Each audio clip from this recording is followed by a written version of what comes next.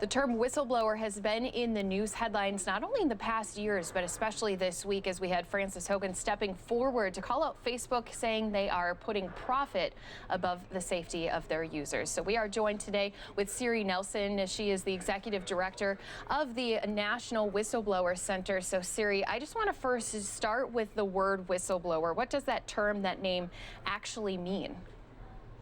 Whistleblower means somebody who courageously comes forward with information about what they believe to be wrongdoing in the name of the public good. So that can happen in a lot of different contexts, not just a violation of the law, but it could just be speaking up about somebody being unfair, bullying, discrimination, all types of wrongdoing.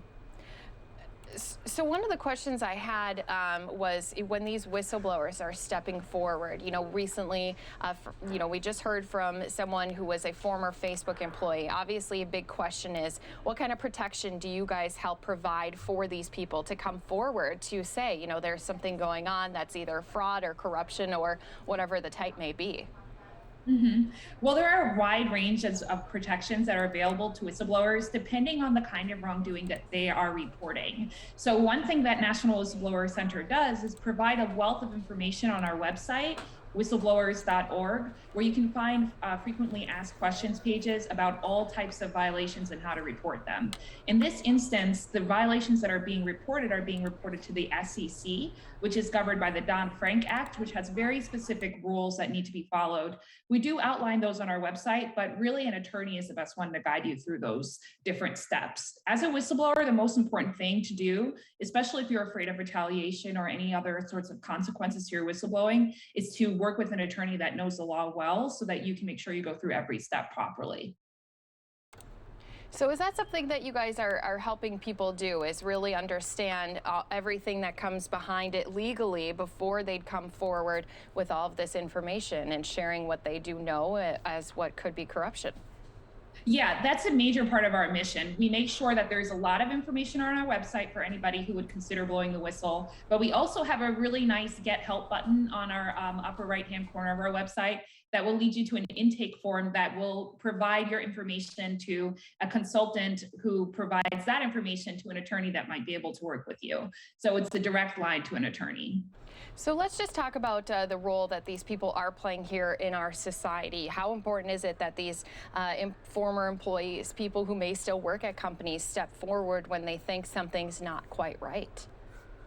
Whistleblowers are essential to our society working the way we all agreed it to work.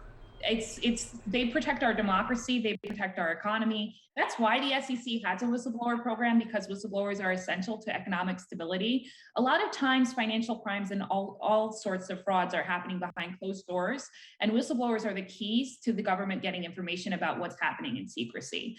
So we've seen it happen throughout history. I mean, it's part of the founding of our nation when whistleblowers reported about wrongdoing in the revolutionary American context, and that's why we value them so much. They speak up and they tell about things that are happening behind closed doors that the public should know about. And as we just mentioned, I mean, it is a complex framework of laws and rules when it comes to those people coming forward. Go into a little bit more detail about once these people come forward and in cases like the one we just saw, now the company knows that person's name. They're probably going to now file some lawsuits against Frances herself. Oh my gosh, it's just, I've been reading some news recently about it, and you can really see the traditional steps of retaliating against a whistleblower that comes forward. So the first step oftentimes that a company will try is character assassination, minimizing your role in the company, minimizing your access to information, minimizing your mental clarity and credibility, and even your motivation. So anytime you see something like that happen after a whistleblower comes forward, I think that's usually a sign that there's something seriously valuable about the disclosure the whistleblower is making. Retaliation is something that whistleblowers are, of course, always afraid of. But when you report through a federal agency or under a local law, a lot of times you can be provided protections from retaliation that will give you options where you can get financial benefits or at least some sort of financial recourse when you are running out of your options in terms of if you get blacklisted in your industry or if other forms of character assassination affect you economically. But that only happens when you report under a certain law. So if you go forward and you blow the whistle without having participated in any active investigation or providing information to the law enforcement mechanisms, then those anti-retaliation protections may not be available. So in some cases too, these whistleblowers, are they able to keep their name out of the news headlines, especially if it's against a big company like we've seen lately, and even in recent years as well? Some of the most powerful whistleblowers that we've had in the United States and around the world have been completely secret. So there's really great opportunities to report anonymously and confidentially. That is through the SEC program. That's a great example. And that's an option that could have been available to Frances as well. She took the brave decision to come forward publicly after communicating with the agencies. But there's also a lot of people, including people who have worked with the National Whistleblower Center, who have made complaints about Facebook's misconduct in the past, dating back to 2017, who are currently unknown to the company and may always be unknown to the company. Reporting anonymously is a great option.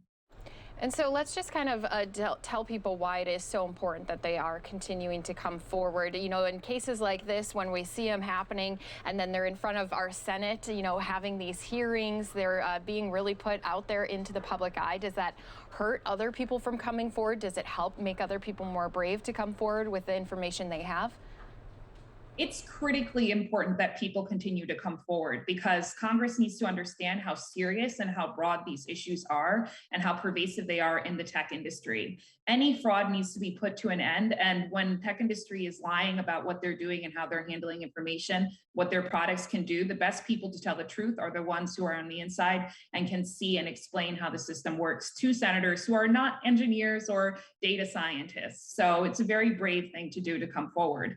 And I think when you have major Senate hearings with people who are blowing the whistle, regardless of the industry, it encourages others to come forward because it shows that that issue matters. National attention on people like Frances just explains that everybody cares about wrongdoing and they want to see justice come to the front and hold people accountable for the things that they're doing and the lies that they're telling. So I love when this happens. I think it's great for whistleblowers everywhere.